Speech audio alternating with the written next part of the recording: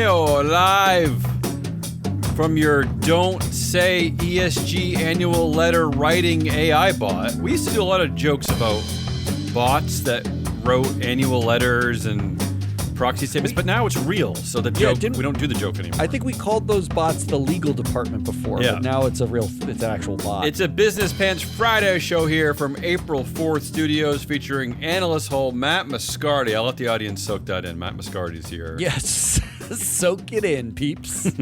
On today's weekly wrap-up, a CEO turns violent after looking up his influence score on freeflowanalytics.com. Wow. Yeah. Wow. Penguins are a little bit poorer after tariff shock. I don't know what that means. That is true, yeah. And the Heritage Foundation manages to get a bit wider in its pursuit in, quote, building an America where freedom, opportunity, prosperity, and civil society flourish if your skin color and genitalia are correct. Oh, wow. It's quite a mandate. It's quite a mission statement. Imagine that. Imagine if that was the mission. Our show today is being sponsored by freeflowanalytics.com, the only platform measuring board power, connections, and performance for free. And it is featured in one of our top stories.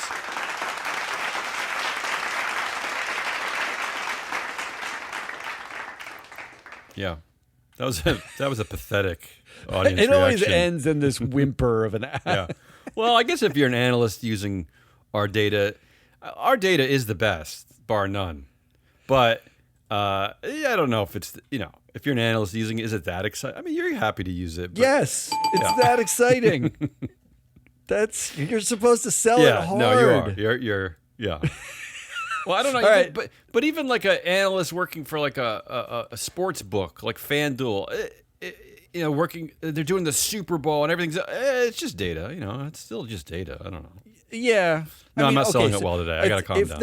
But if that is the comp, like FanDuel underwriters of game lines, this is not going to be that. Look, I think the data is incredible and amazing. I'm just talking about why the audience had this reaction today. Maybe they're just ready for the weekend. It's kind of a nice day up here in northern New England, so maybe they're just excited to get outside for once. Maybe they're just tired of reading about what a tariff even does and is and how we do math. Oh, let's just get to it. Come on. All right, let's do it.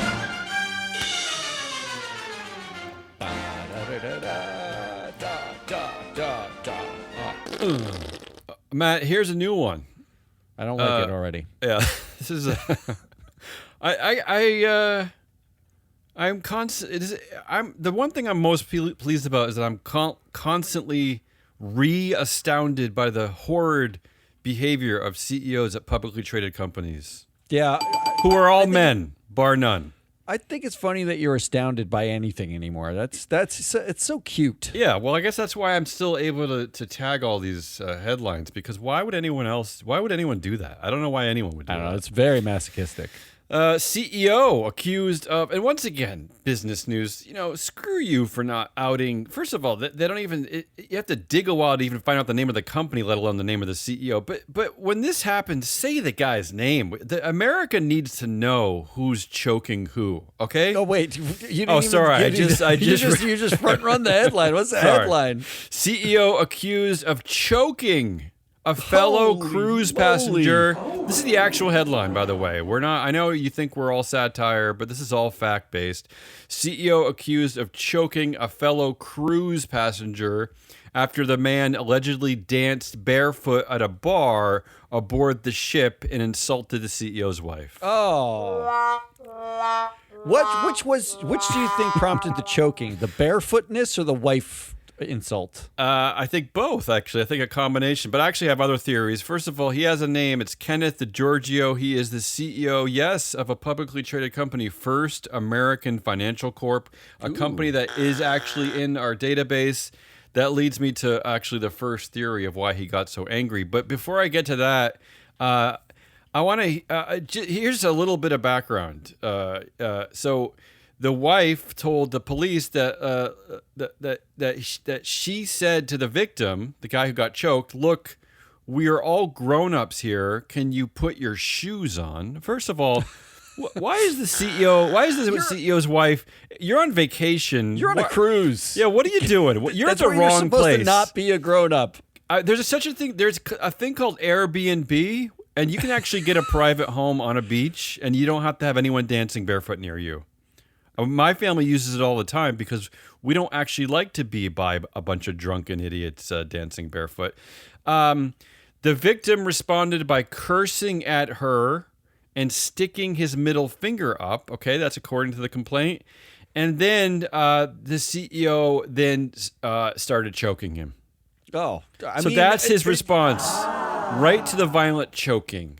Yeah. Yeah, I like that the wife asked him to be a grown-up and put his shoes on, and the husband's reaction was to choke a man. Yeah, exactly. That doesn't seem like a childish response to a guy not wearing shoes. Well, this again reinforcing this is the year of 2025. You keep saying this is the year of the middle school man flake, right? I mean, that's where we're. It's man flakes, and still, I don't know. The company has made no announcement that this guy has his job still anymore. But anyway, according to the victim, the CEO said, "I'm going to fucking kill you." So that's good. So here's Here's what I'm thinking. First, I went to freeflowanalytics.com to learn a little bit more. We don't talk a lot about First American Financial Corp. Maybe that's one of the problems. It's not a very known company. But I looked at the influence numbers, Matt. Kenneth DeGiorgio is actually the third most powerful board member. He's behind chair and former CEO Dennis Gilmore. So he's already feeling emasculated. We always talk about this. If you keep the former CEO on your board as a chair, it's going to mess with the mind of your current CEO, right? Good point. Yeah, third. He's also behind Compensation Committee Chair Michael McKee, and part of the reason is that McKee has been there for more than a decade, more than the new CEO. So that might be part of the reason why he feels so emasculated in general. But there's another possible reason. Maybe he's angry because the CEO at peer company Cincinnati Financial not only has a way cooler name that is more appropriate for ocean cruising. His name is Steven Spray, right? That's a better name for ocean cruising, is it not? That is definitely a better name for going on a cruise. Yeah. But also Spray received about $18,000 for spousal travel as one of his perks, which would have been perfect for cruising, right? For an Airbnb. Yeah, or whatever. to avoid the cruise. So that could have been the reason why Kenneth DeGiorgio was so upset, but I'm guessing that, no, it's probably none of that. It's probably just the alcohol. The large amounts of alcohol shoved down the faces of every cruise goer. Yeah. So anyway, that's you sure it's not the norovirus on the cruises. So that's actually a real story. Yeah. That's actually look. I want to give props at least for you picking the story in the face of unrelenting news about tariffs. I was so happy to do it too. Like firings and shuttering of government offices in the U.S., a global trade war, all the nonsense. You managed to find CEO chokes dude on cruise. I say this to everybody. I know that one of your I'll tease one of your assholiest of the weeks is spineless ESGers. I know it's one of your that's true, people. We still have work to do. Like you can't just you can't give up. You can't just get rid of your DEI program. You can't just stop your ESG. Yes. Stop giving up and keep focusing on what's going on. That's correct.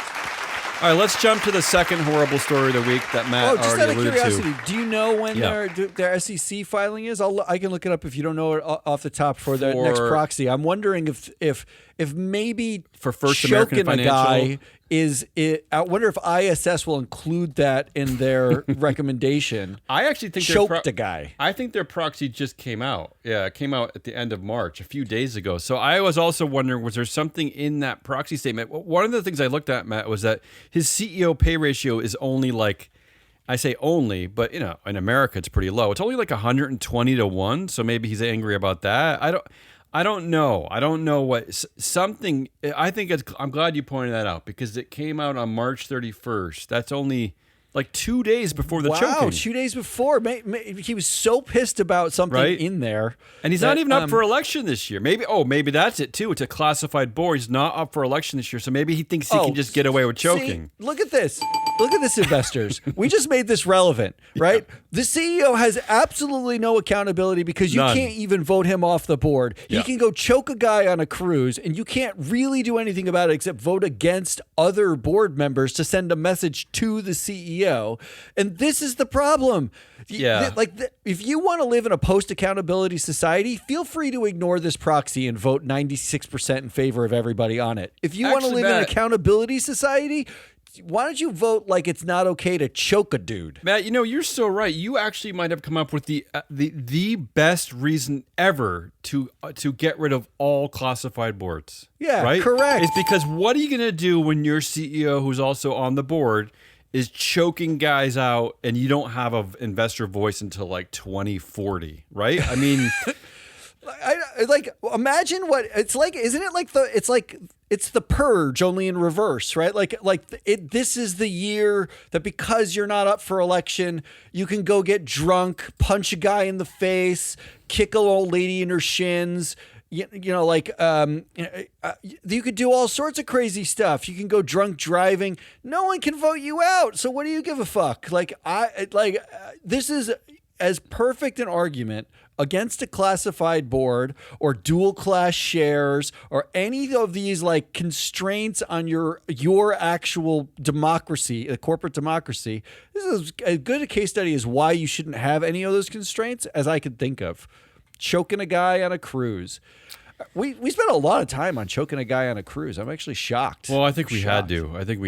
I mean, look, it's usually these things happen at small weird companies in like Utah or Oklahoma, but this is actually in our database. It's a little smallish and weirdish, but yeah. Okay, let's just get to the big story that everyone else is covering, and that is Trump's tariffs amount to, quote, worse than worst case scenario, end quote, as investors brace for stock market beatdown, which is already happening. I'm peeking at the stock market. It's getting beat down. It's another time. This is like the fifth, sixth, seventh time that we've had to on this show.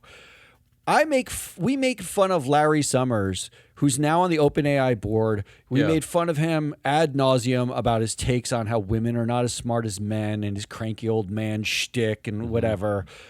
And now I have to side with Larry Summers. Whoa. It's another time I have to take the side of people who are fucking blowhard morons for years and all of a sudden seem reasonable. Yeah, but this one's easy, isn't it?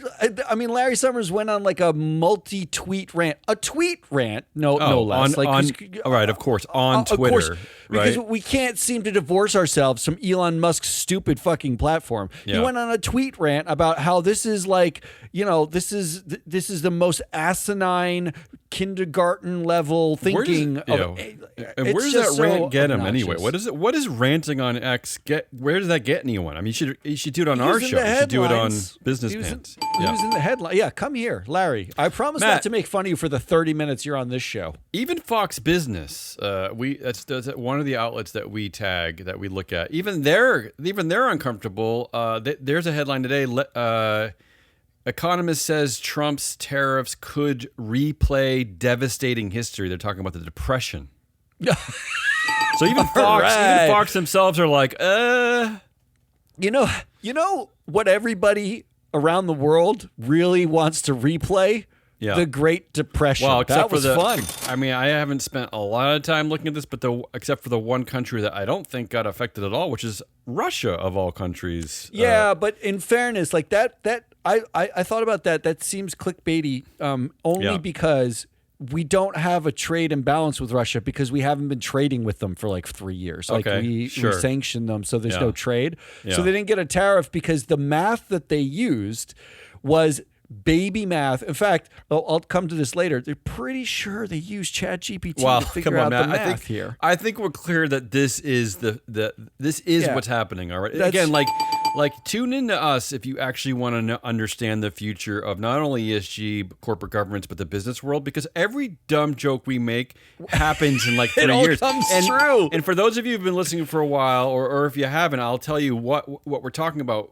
Back in the day, we had this excessive joke that we would do over and over and over, which is that all the companies and CEOs were using some kind of ridiculous chat bots, like machines, basically to generate their ideas and their theories and their annual letters and whatever. And this is what's actually happening now. Yeah. How likely do you think when we do the postmortem on these tariffs? Yeah. Here's another like half tinfoil joke that will likely be true. How likely is it that we will read a report a year and a half from now about how Trump told Elon Musk or a bunch of people in his orbit, rich donors, whatever, he told them that tariffs is going to be his way. He loves these tariffs. He thinks it'll help, whatever. And they all sold a bunch of their stock, sold their shares, reorient their portfolios. The GOP's in on it. They're reorienting their portfolios. And now that everything's like down 20%, you buy. Well, isn't that market pops? But that's like I don't usually weigh in on stuff like this because I don't know what I'm talking about with the stock market. But that's correct. That was my only instinct here. It's like, isn't this just a way to depress the market so that that everything we've been talking about at the beginning of this beginning of this administration is that everything's transactional now. Everything is transactional between he and his buddies. In fact, I have something later about now Jeff Bezos is a potential buyer of TikTok. But that's the only thing I can think of. Why else would you do this? You're just depressing the market so that the people who can, like your Warren Buffetts, Warren Buffett has made a whole career out of doing this, hasn't he? He just he moved waits entirely. Do you remember like six months ago that all the stories were about how he moved so much into cash. his largest cash position in the history of Warren Buffett. Yeah. My dad's theory, I just talked to my dad about this, is that this is obviously you do these things, you depress the market, you get some concession, the market goes up, and you can claim like you won, like you saved everybody because and your dopey supporters who don't deal in things like nuance anymore will believe that. Yeah, I've read the stories that this is basically a shakedown. This is basically a way for him to consolidate power and get concessions from individual companies. Like, don't tariff our product, exempt us, and we'll give you X. Right? Wonderful. I'm so glad to now live in a country that everyone hates even more. Yeah, it's wonderful. All of it is stupid. It is asinine and stupid. One economist actually had a statement that made the most sense to me. She said, what's really going on here is let's make the world poor again, and then we can buy it at a discount. Yeah, that rings true to me. Basically what you're saying. To bring it back to because you and I, we can talk about how we think it's dumb, but we're not economists, and I don't. Of course. Frankly, the process by which this happens is so asinine to me that we're not going to add any value to this conversation. Where we will add value is understanding which companies have either A, weathered this before. This is something that people have seen before, as in Trump 1.0. There were tariffs on China. We actually tagged in our database directors that had gone through tariffs in China and outperformed, right? In Trump 1.0. There's a way to look at this and say, who are the people that are kind of will understand how to do this? And number two, this is also a way to understand the people that are going to basically kneel and kiss the ring and what that means. Yeah, I was going to say, I mean, the CEOs have been doing every dance they can to get out of DEI, but what are they doing in the face of this? Well, there's a quote that you have here about CEOs at the Business Roundtable. And those are the same CEOs who didn't want to weigh in when Trump was running, or they sided with Trump. Yeah. And now they're getting rid of DEI programs, or they're just looking the other way as they fire the government workers. They are literally, everybody's a flip-flopper. Or, as they're not giving money to universities for science, and they're just still not saying anything. So many of these corporations benefit from that R&D happening at universities. Next week, I just got interviewed for the ED4S, which is a sustainability finally got group, that their gig. podcast. I know you've been angling for that for a long time. Like that. I've been calling them every day. ED4S. Yeah, it's Matt Orsag. Yeah, is over there, and he interviewed me and Noir Al-Sadi. ED4S. Erectile so shout out to them. For I'll be on their Somalians. podcast next week. Yeah. Mm-hmm. But one of the things that we talked about there is the what you can measure when something is like voluntary, as in there's a lot of standardized like reporting around financials and all the stuff that we know, and there's a move to standardize like ESG data or governance data, like some of the voluntary stuff, like skills matrices, which we think are like spurious and terrible. But I actually argued on their podcast that not having a standard tells you a lot about the behavior of these companies, and this is kind of a case study in that, in a really like horrible way. But when you watch directors and executives sort of bend over backwards, flip their, they set a target. I'm glad you mentioned the directors here. Yeah. They cancel the target. They're doing the DEI thing. They're not doing the DEI thing. They're like bending over backwards to basically sit in whatever the like immediate moment is.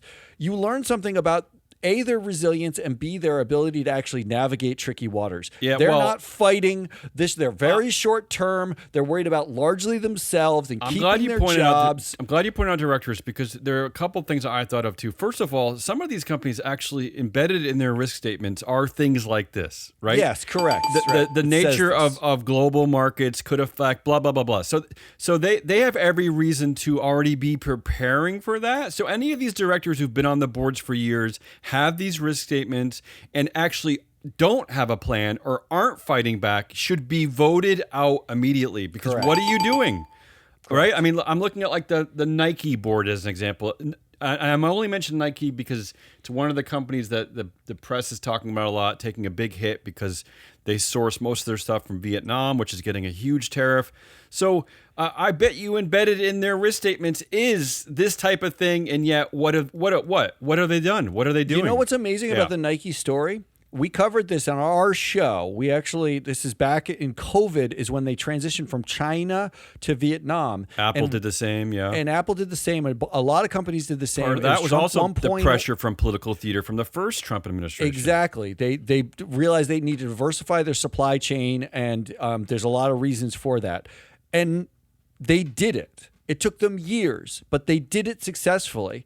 And not only is there no upside to having done it because a guy decided a random number using ChatGPT, but it is like strange in middle school. They're actually getting punished for it. Yeah, like that's the behavioral sort of strategic thinking that you should look at how they diversified the first time through the tariffs. We have those directors tagged in our database, and you should be able to say like they did a good job of weathering the storm when it came up before. But guess what? Like they couldn't have possibly predicted that a random number generator would decide that their entire supply chain is too expensive to use anymore. Maybe Matt Orsag will agree with me. I know that Matt is actually getting more involved with this degrowth movement, right? Am I wrong about that? Yeah, he's into it. So who knows? Maybe there's the silver lining here is just less junk in general. Noir actually had a LinkedIn post about how these tariffs are the ultimate carbon reducer. Because you're not sending stuff around the globe. It's a great point. Which is that's the thing we were so excited. The only silver lining out of COVID, out of the pandemic, was that it shut up all the horrible instincts of humanity. Essentially, one of them being just this like addiction to buying crap from. I love that we come off as like old misanthropes whenever we have this conversation. All right, come on, let's move on. Wait, I got one other thing I want to say is the takeaway.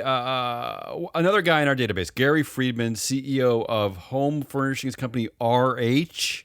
First of all, RH. It used to be called Restoration Hardware. Oh yeah. This jerk, and I say him because he controls like 70% of board influence and like 25% of voting stock.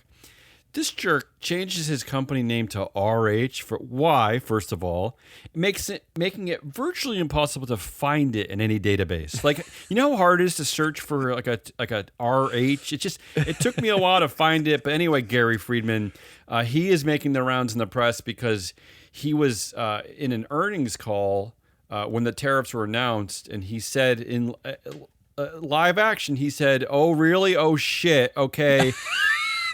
I just looked at the screen. I hadn't looked at it. The share price got hit when I think the tariff came out, and everybody can see in our 10K where we're sourcing from because he gets 40% of his junk from, I don't know, maybe from somewhere in Asia.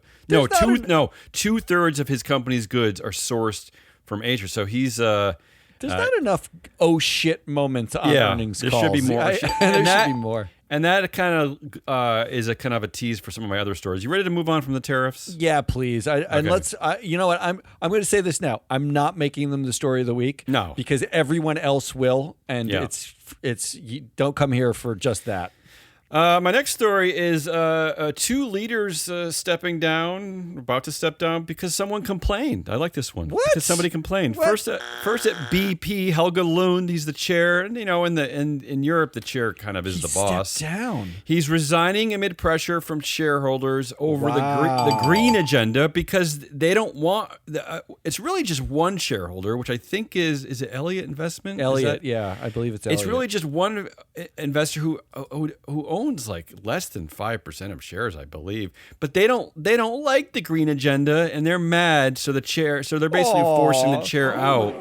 So they're sad about the green agenda. Yeah. So congratulations, Helga, for giving up the fight, and also the Primark CEO Paul Marchant, he quits after a woman complains about his behavior. Oh, that one. All right. We talked about this earlier in the week.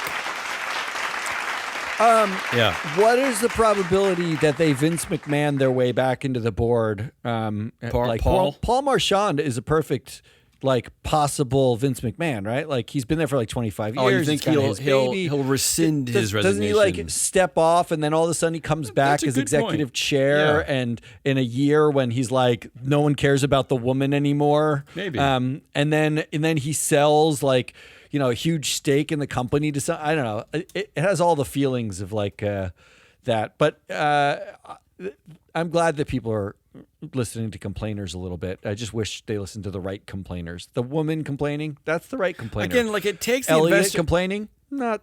But still, as we keep pointing out, the investor market they're dead, they're dull, they're dopey. They have unless the CEO is harassing a woman, or some activist comes in and just shakes their jazz hands. That's the only time they wake up. I don't know why. Because they have freeflowanalytics.com, and they can look at some data. They actually can make decisions. So I don't know. Nice plug. Yeah, I like that. And by the way, I had a listener tell me that I'm slurring the name of the database because she looked for Free Flow Analytics. It's Free Float. No. Float. And we're the dumb ones for naming our company something stupid like Free Float. It is a dumb name. We should have been. It should have been. What is it? 4D. What is it? 4D. ES4. What is that? Where'd you talk? I don't remember. What's your conference? ED4S, but that was taken. So yeah, we did when we launched this company. We wanted to call it Alt Street. Yeah, without the W. Alt Street. Kind of a shout out to our childhood with alt rock, Smashing Pumpkins. Exactly. Alt music, and it sounds a little like Wall Street. Wall Street, of course. Yeah, right. Wall Street. But we told it to 3 people, and their response was immediate. They just said, "Do you mean the alt right?" Yeah, we didn't know. Oh, it's not our fault. Yeah, so we didn't do that. Yeah, not that. And finally, the fourth company of the week is, I know this is just getting in the weeds, but I just had to get mad at Macy's, and I didn't know how else to get mad at Macy's, so I threw it in. Everybody's got to get mad at Macy's. Here's the headline: companies. My headline is companies still don't take governance seriously, and okay, I'm having a stroke. Companies still don't take governance seriously, and investors don't seem to care. Right? This is what we talk about every week. The headline is Macy's to claw back executive bonuses due to accounting scandal. Okay. Ooh. So the earnings metric was overstated by $81 million in 2023. So they overpaid executives. So now they're clawing back that money, right? They're clawing back about $600,000. Okay.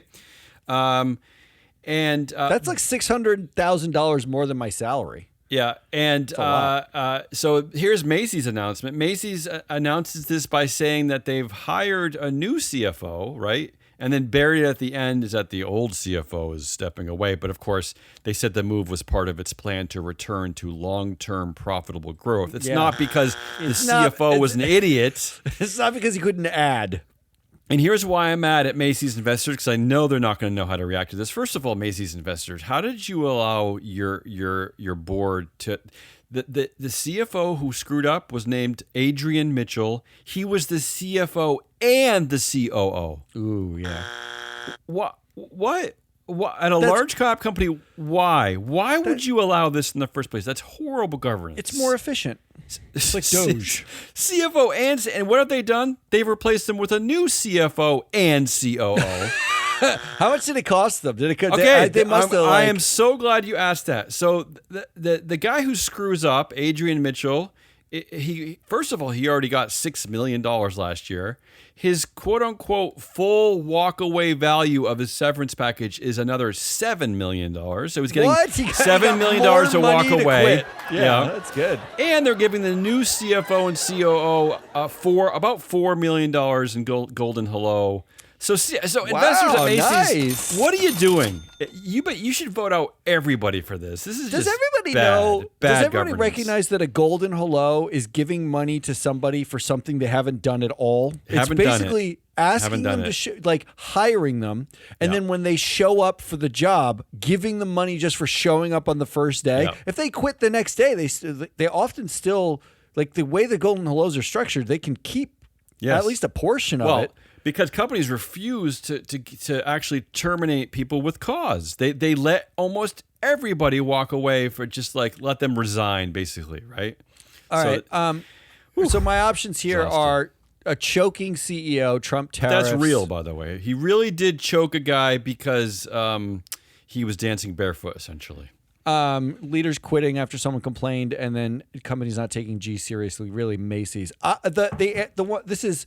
I mean, look, everybody else, it's tariffs. Exhausted already. I don't care. Yeah. I'm going with CEO accused of choking fellow cruise press. I mean, it's the ultimate governance story that is not a governance story, right? Yeah. Because the CEO does a thing that's in his social life, and you look at his behavior and you're like, that's terrible. And maybe you fire the CEO, maybe you don't. But the fact that it's a classified board. What do you mean maybe you fire the CEO?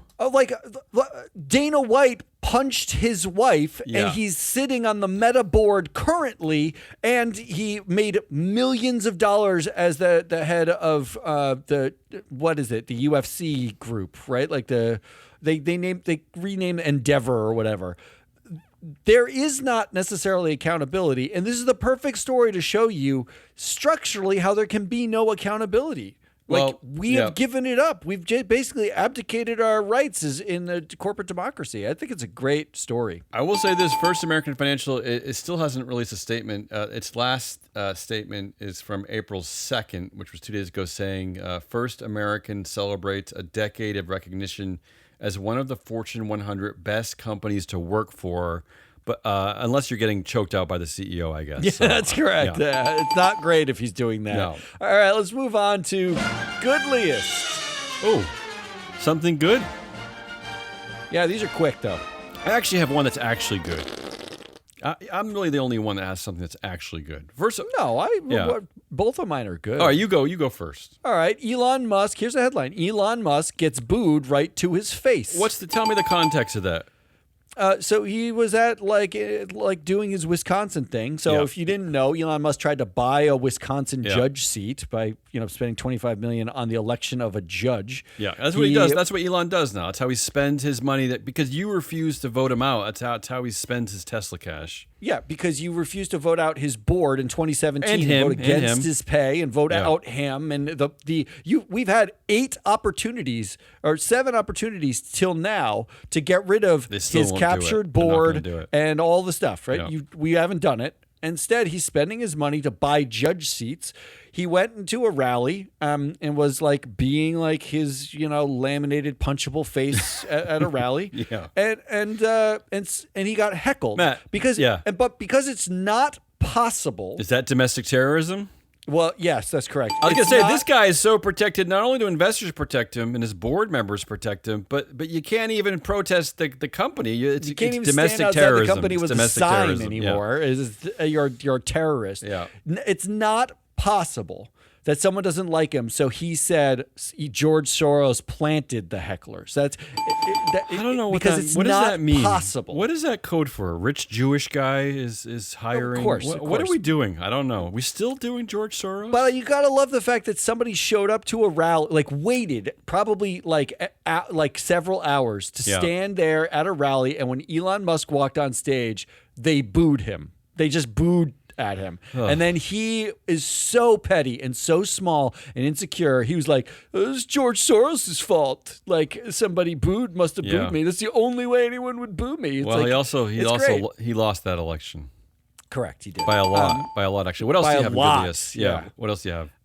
Second one is, you mentioned this already, but Trump's tariffs on penguin-only islands sparks wave of social media jokes. I think, okay, so what Matt's alluding to here is that strangely, some of the sovereign states, they're not sovereign states, by the way, are they? They're territories. I don't know what they are. Strangely, some uninhabited islands got tariffs against them, which I think is what led people to look into, like, wait, who wrote these tariffs in the first place? That's right? Correct. Yeah. Because I've been dabbling. You've been using AI a lot more than me. I know I have a mandate from you that I got to step up my AI use for some projects that I'm procrastinating on.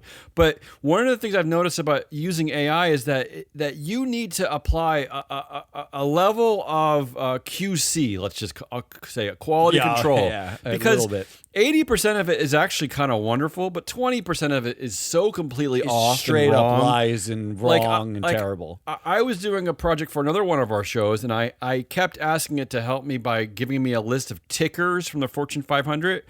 And they give me like 111 tickers, and I keep asking them again, and they give me like 97. I'm like, what's happening here? But the stupid people would just do that and say, here are the Fortune 500 tickers. So that's why I think people thought that they were using AI because on Trump's long list of tariffed territories, countries, whatever, is an island that has no people on it. It's just penguins, and there's also the highest, one of the highest on the list, like a 50% tariff of Lesotho, which is like a nation where we don't have trade. Yeah, but they have now a 50% tariff on trade with Lesotho. Isn't that like one of the? It used to be is like a state in the South African region, like it. Isn't it that granted little independence? Thing?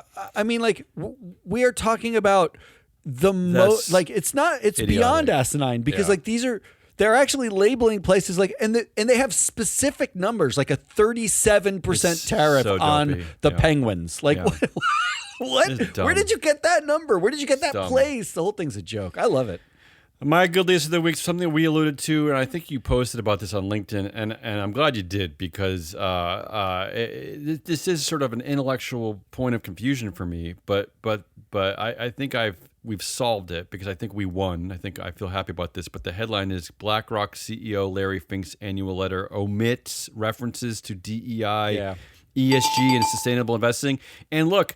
I know people are angry about that, but hey, we were yelling and warning people back at the beginning of our shows in our company, which is that don't let this guy kind of woke wash you, greenwash you into thinking that BlackRock cares about any of this. Don't let them fool you. So maybe it's actually good that he's kind of giving up. I think that headline's just missing one word, and it would be a true headline. It's finally omits. Finally, like if they just said finally, then we'd be in the right place. But here's my actually goodliest of the week, and I love this. Oregon and Washington workers, it hasn't happened yet, but may soon be able to claim unemployment benefits when they go on strike. I love it. Wow. These are states fighting back against the nonsense coming out of Washington, D.C. I love that. That is a beautiful idea. Beautiful idea. I still think the penguin-only island tariff. That's the winner. That's the winner right there. Anything involved with penguins. We don't talk about penguins enough. I love those. Not nearly things. enough. I actually, it's funny you say that. I did a news search on our platform for the word penguins to see how, I'm not kidding. I wanted to see, like, maybe he thought that, like, this penguin company was, like, who he's targeting. I just thought it was so funny. Well, it's a shame. I mean, ever since there was a wonderful documentary, like, I don't even know, like 20 years ago, March of the Penguins. Ever since that, nothing. I mean, hopefully this brings back some attention. Where's for David Attenborough when you need him? I think he should go to the island that's getting the tariffs and interview the penguins. That's what I want to see next. You're right. All right, let's depress us. Come on, make us sad. We're on make like us hour angry. 40, and we're just starting mine. I know. Well, we skipped one of our shows this week, so we have a lot more to say, I guess. All right, number one. You mentioned this at the top, spineless ESGers. Yeah, what does that mean? Am I one of them? Yeah, we're all kind of one of them. But here's the thing. Here's the headline I saw. Trump's DEI purge drives 34% drop in pro-ESG investor proposals. Yeah, what is that? I know for a fact that it has nothing to do with Trump, but why is this happening? Okay, so first of all, there's a headline writer problem. Right? They're basically saying because Trump is anti-DEI, whatever, then there aren't as many ESG proposals. Yeah, I don't get Most that. of the ESG proposals weren't DEI. Like no, they never they were. didn't like go in and say, well, actually it's the number the difference is really just the DEI proposals. The difference is in all of the proposals. Sure. It is straight across the board.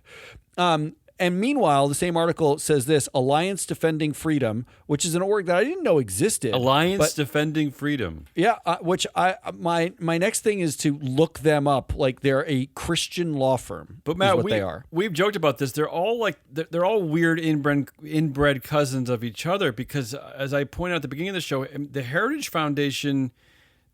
Freedom is also their big thing. They're all doing the same. They're all parroting the same dumb ideas, and they all have similar board members and similar data. Not that they actually use data, but yeah, go ahead. They don't use data. One of the things that what they actually should do is actually talk to some Christians, because the nuns who are Christian have been doing a lot of ESG proposals, like biblically driven ESG proposals. Of course. But forget that. Alliance Defending Freedom, which they said their coalition. They called it a coalition, which to me, isn't that collusion now? Like, we can't have coalitions anymore. Yeah, CEOs have been angry about this. Isn't that one of the things that Darren Woods was upset about? Exactly, that they're all colluding. But this is a coalition, submitted 70 proposals this year, up from 28 in 2024. So what that means is you're seeing a drop in ESG proposals, what they call ESG ones, and a increase in anti-ESG ones. But I pointed out this so many times. I don't know why they're not listening to us. Those are ESG proposals. Yeah, of course they are. But it's the same thing, just from a different political perspective. ESG, Matt, I'm gonna break it to you. I know it's gonna hurt you. I just hurt my brain right now. Data itself, it's not political. It can't be political. It's just. I mean, what are we doing? ESG is not on the left. It's ridiculous. It's nor is it on the right. Frankly, it's how you apply it. They're doing ESG shit. They're just angry at women and black people, essentially. Right? And they think that the climate doesn't pertain to them because they're going to be dead soon. So who gives a shit? Guess what? They're going to heaven anyway, right? So who cares? When you're angry at women and black people, you need to know how many women and black people are at places. Yeah, that's an ESG data point, right? Who would waste their life being angry at women and black people? What kind of a life is that, by the way? But here is the asshole. Yeah. And this is not just about As You Sow. As You Sow is a great org. I know Andy Bahar, who's the CEO there. But Andy said in the article... Well, is Andy Bahar, is he a client of FreeFlowAnalytics.com? They've used our data where... Is he a client? No, he's not a client. Well, maybe he is an asshole then. I don't know. I'm just Well, speculating. we coexist in the same space. I like Andy a lot, but this is his quote. They should use our data, though. Really should use our data. We've tempered down some of our asks, noting that his group filed 58 resolutions this year, down from 99 last year. Why are they tempering down? It's not just as you sow. Everybody is. It's not like an as you sow problem.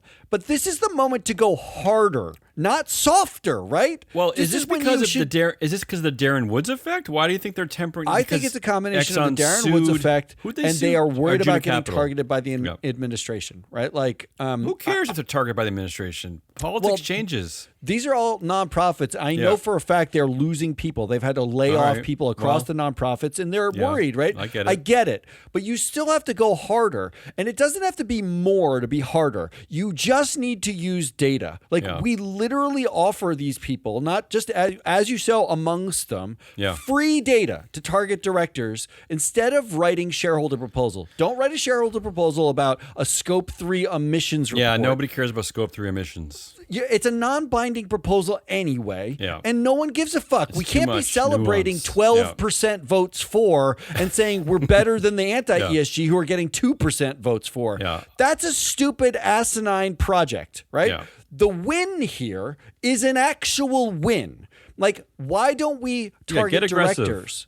Get aggressive about the people. If you don't like what the company is doing as a fiduciary, you have the ability to vote the people out and put in people you like. If you're getting 12% votes investors on like shareholder proposal, imagine what you can do if you get a coalition around a director who has a long track record of shitty behavior or bad performance. I tell you, Matt, that might actually make a change. If directors are worried about getting voted out, they actually might start talking to you about their Scope 3 emissions. Correct. That's how negotiations often start, right? Is fear of losing their job. Even with the new guidance about a quid pro quo, you don't have to engage with them. You don't have to tell them. You just have to say, we are voting against the bottom performers on carbon emissions, period. If you're a director, you've been on more than one board, and you've had 3 to 5 years of tenure at least, we will vote against you if you're in the bottom quartile of emissions. No matter what industry you're in, we don't give a fuck. We're voting against you. This is the moment to change up. No more writing proposals that we're going to get 12% votes for. Can we go at the people instead of the proposals? Can we change the tactic that we use? We don't have to. You don't have. You're already mad at Trump. You're mad at Musk. So why stop there? Like, use the data. You have justification and target the directors. It's free. It's fucking free. It's not like a lot of money. All right, so that's number one. I agree with that. Number one, spineless ESGers. And that's not spineless as you sow. I get it, Andy. I'm on your side. I just want you all... Don't waffle. No, I want you all to change up and use some data. Don't do it the same way you've been doing it. It doesn't work. I tell you, it's. I don't know if I completely agree with you. It's dispiriting to hear him say we've tempered down some of our asks. I know. Well, of all moments in history, I would think it would have gone the other direction. Go hard, not soft. Tempering down. Go hard. Yeah. Because the constituents and the clients and the supporters of that organization, which you're right is a good organization, don't want you to temper down anything. Yeah, we want to kick some ass now. Number 2 on my list. Yes. Fake legitimacy. You talking about directors? Who are you talking about? I'm kind of talking about anybody, because here's the headline I saw. Everybody. Here's the headline. Yeah. Including me. It says exclusive. Of course, it's an exclusive. Robbie Starbuck joins Heritage Foundation to continue fight against woke corporations. All right, calm down, audience. Like, the Heritage Foundation was an inevitable place for a Robbie Starbuck. But I also saw, and we talked about, this headline's already been, like, pushed under the rug because of the tariffs, but Trump fires 6 national security staffers after meeting with far-right activist Laura Loomer. Activist is a strong word. It's actually online influencer and nobody. Yeah. She's a nothing. She's a Robbie Starbuck. She's an internet troll. I was going to say, you just described Robbie Starbuck. Right. And it's someone who complains a lot on Twitter. And how do they get to this position, right? Like, it's not them. To me now, it's not their fault. It is, we have given them, Zuckerberg has given them fake legitimacy. We have, the algorithm has legitimized the loudest voice in the room. It democratized opinion. And Elon. And Elon, right? Like it's democratized the value of an opinion over any facts, over anything else. But Matt... And it's made it possible for these two loudmouth diaper babies, these internet trolls, to actually find like jobs. Like they're getting longtime national security staffers fired and they're joining foundations. You are parroting my complaint about corporate directors in America. Is it not the same thing that once you make it on the board, that is somehow some stamp of legitimacy?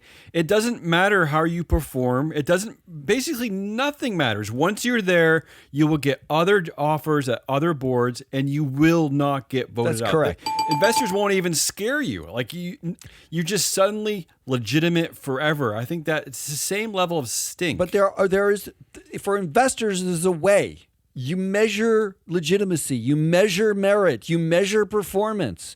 You hold people to imagine if we went to a job. I mean, like boards of directors, like these assholes, like doing what they're doing. Like Zuckerberg's made that possible. But imagine if you and I got a job as mid-level management at like an insurance company. Yeah. Right? Mm-hmm. Ooh, that sounds good. It doesn't sound amazing. That sounds amazing. Dream, yeah. Imagine if like the reason I got the job is because online I said a bunch of stuff about the insurance company about how great they were. And that's how I got the job. Yeah. Meanwhile, you're just trolling minorities. Like, but that's a whole nother story. If you were my boss, that would be the stupidest fucking way to... That doesn't exist. It doesn't exist anywhere else. It seems to only exist in the shareholder democracy and now in the real democracy. Like, Can I also point out that I had a joke at the top of the show that the Heritage Foundation now just got a little bit whiter? Yeah, oh yeah. Can I just point out that is statistically correct? Because I'm looking at their board, right? And their board is not 100% white. So that would have been statistically inaccurate to say it got whiter. Matt, they have 24 members on their board. One of them is not white. I looked. Ooh, so technically speaking, you can get whiter at the Heritage Foundation. It's possible to get whiter. Oh, so I see anyone who's there. going to complain about that, this is numbers based. This is math, numbers baby. based. That's what we are. Fact-based snark. All right, and number 3 on my list is coddled billionaires. I'm sick of hearing this. Well, here's why. Because this headline came out this week. Roblox could be the latest company to follow Elon Musk out of Delaware. Well, let's do a short list of who has announced, like the big babies who have announced they want to leave Delaware. It's Musk at Tesla. It's Zuck at Meta. It's Dave Baszucki at Roblox now. And it's Andrew Houston at Dropbox. Really? Said that, yeah. Okay. Now, just for... Seriously. Just for a refresher. They're unhappy. This is my point. They built their they built their dictatorships at Delaware. In Delaware. Yeah. They basically, these coddled dictator man babies, they broke every possible rule on the way to untold wealth for themselves. They gave themselves dual class shares. They handpicked their boards. There's no accountability, and they're fucking upset. In the jurisdiction that governance experts for decades have long been shouting that is racing to the bottom. It has been racing to the bottom to capitulate. I'm not even going to say the word. To kiss the ass of CEO. Yeah, you had like a word stroke today. You're not so good. I'm not feeling right today. Yeah. But stop me when I get to the bullet point of the thing that is bothering them most. The fact that they're tired of shareholder rights because their shareholders don't really have them, or what rights? Or maybe they think the system isn't working for them. Maybe that's their grievance. Yeah. This system Top isn't 10 working. wealth isn't enough. They have all the money. Maybe they don't like the fact that they don't have enough money. Maybe it's like we need more. Like they were not rich enough. Maybe they're angry that they don't have any guardrails. Maybe they need guardrails. Maybe the rules have been just too stringent and it's restricted them from making empires. Like it's just too restrictive here in Delaware where we have no one watching us and we can do whatever we want. What the fuck are you complaining about? And why, investors, are you okay voting these companies to go somewhere else? What is the upside for you? I don't understand the vote at Tesla where they let them go. What's the upside? I don't know. Yeah, you're talking to a guy, though, who doesn't even understand how the market even allows dual class shares where some shares have more voting power than the other. I don't even understand. And here's that, the fun part. Here's another headline that you pulled from this week, because the manflakes are just doing too much work. Burned out executives can cost companies more than $20,000 and cause social contagion effect. There are articles about how these executives are burnt out. Oh. Well, maybe another reason why I should say his name, Kenneth DeGiorgio, CEO of First American Financial. Maybe another reason why he was choking barefoot dancers. All right, so maybe he's stressed, Matt. Maybe he's stressed. Yeah, he needs a nap. You got spineless ESGers, fake legitimacy, and coddled billionaires. Those are your asshole. Coddled options. Billionaires. Yes, but I can't. I mean, that's basically every week now, and you should be pointing this out every week. But I can't do that one. Fake legitimacy. Again, it seems more like a evergreen at this point, right? Because there's so much fake legitimacy, and of course, I immediately thought of the corporate directors, because I can't for the life of me understand why nobody pays attention to the work that they're doing. In fact, we have a story we'll get to later on another show in the future. We were supposed to cover a story that actually talked about the things that directors themselves are most preoccupied with. And one of them is not self-evaluation. One of them is not looking at their own performance, right? But the one that gets me the most, the one that triggered me the most, this is how I used to do these votes, is the ones that triggered me the most back in the days of Emma Lurking. No, way back, yeah. Yeah. Is the spineless ESGer. Sorry, Andy It isn't Bahar, as you sow, but there's there's a systemic problem of the ESG crowd like backing off. Well, and it's not just going the ESG quiet. crowd. I've noticed a lot of our colleagues from, I'll say from the left, I guess, or just people who didn't support the Trump administration, a lot of them have gone eerily quiet. Wake up, disturbing. People. Do something. Yeah, keep talking. Yeah, keep talking.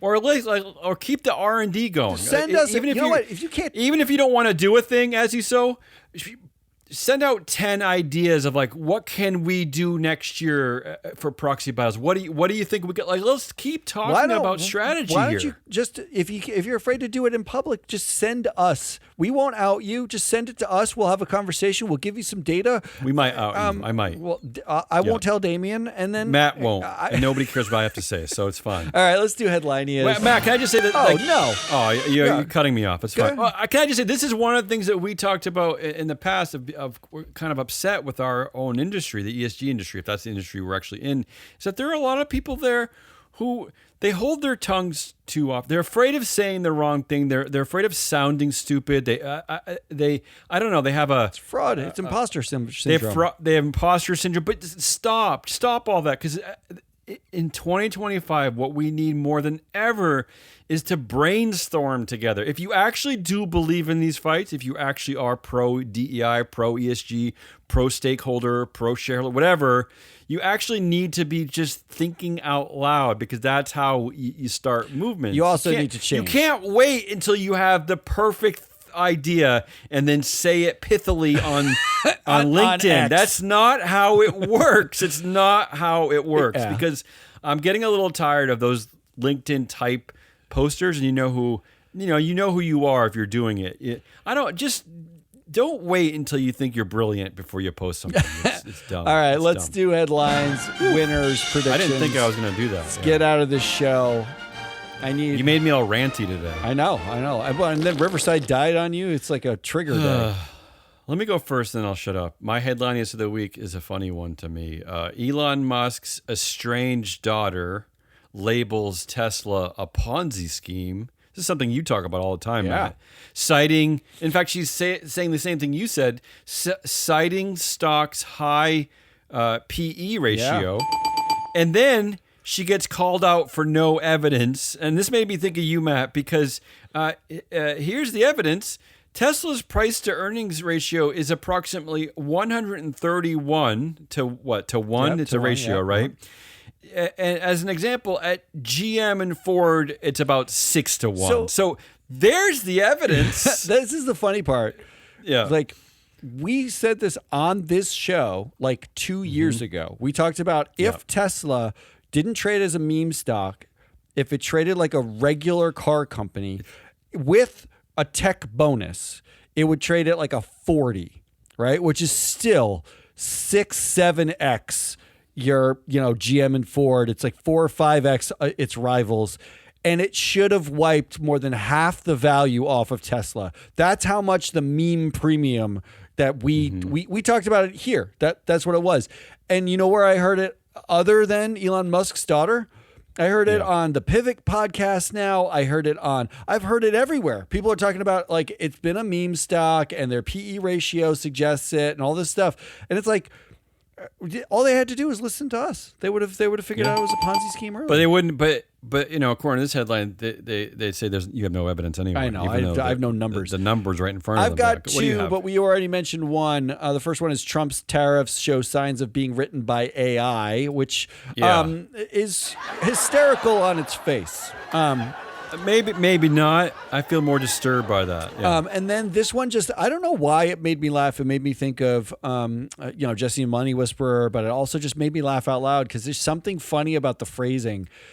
There are microplastics in your chicken nuggets. Oh, well, I don't eat chicken nuggets. So it's just something about like as if we know what's in our chicken nuggets, right? Like, can I just say that can I go jump back quickly into the AI writing Trump's tariffs? Because I love this quote from the editor at the Journal of Public Economics said, and this is what I was referencing before, but this says it more succinctly because I have diarrhea of the mouth and I don't know how to talk. I don't think I've known how to talk since I was like 5 years old. I peaked at 5. But the editor says exactly what the dumbest kid in the class would do without edits. That's my problem with the use of AI going forward, right? I actually think that there are a lot of use cases and benefits to using AI, but Matt, this generation, they're not going to edit it. They're just going to take it all as gospel. Yep. That's what frightens me the most. All right. So who's your winner? Who's your winner? You want to vote on headline list? Anything to do with chicken nuggets is my winner. Yeah, that's a good winner actually. Yeah. Then who won the week for you? Oh, who won the week? Right.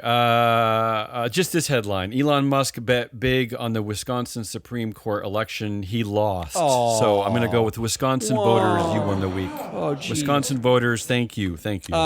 My winner was exploding rockets. How so? I saw this headline. NASA signs contract for Elon Musk's Starship, even though it's never launched without exploding. Unbelievable. Well, you were talking about fake legitimacy, there right? There it is, baby. Just because you own a company that launches things doesn't mean you're necessarily good at it. Yep. I like signing a contract for something that's, you know what? You want to sign a contract for something that's never been proven. Come to Free Flow Analytics. Like, we have so much data that nobody hasn't been proven because the market refuses to think about people. But our data is good. It doesn't explode. You can actually just use it. Yeah. In fact, just today it proved why the CEO Kenneth DeGiorgio was choking people. Yeah. Maybe we need to add a choke predictor. Yeah. Yeah. Let's get the predictions. Let's get out of here. Yeah. Let's do it. Go ahead. I'll let you go second because yours is fun and mine's dumb. And yet another move that Trump supporters are too dopey to comprehend. Trump lets Jeff Bezos buy TikTok. I hate that. I don't like your prediction at all. It makes me unhappy. But isn't that definitely coming? I mean, of course. It's probably already happened. I mean, we talked about for a while how Jeff Bezos does this incredible 180. You can't. Melania Trump is doing a $40 million contract with Amazon Prime. He's putting out The Apprentice. He's not letting Washington Post editors say anything negative. He wouldn't even endorse. He wouldn't even let the editors endorse. And now, of course, he's got to own TikTok so everyone can hear his asinine opinion. So investors, once again, vote against everyone at Amazon. Just come on. Here's my prediction. Jake Paul, the online influencer. Yeah. Jake Paul. The online and boxer. Horrible man flake, bro, middle school kind of guy. Like the peak manosphere. Incel kind of dude. He is invited to join the National Legal and Policy Center as an advisor on future shareholder proposals that might discriminate against his new reality show he's doing with his brother called Paul American. That's my prediction. Matt, I kind of read that as being real. That's real. Right? That's the saddest kind of prediction, the kind that actually could happen. Is manosphere? Did you make that up? No, is that that's real a long. thing? That's I like that manosphere. Yeah, that's manosphere. Yeah. That's all we got. That's Hazelnut Rawlis. I am your analyst, Matt Muscardi. We are Free Float. Come back next week. It's going to be all Damien for a couple weeks. Oh, Damien time. But I'll be back in a couple weeks. Until then, good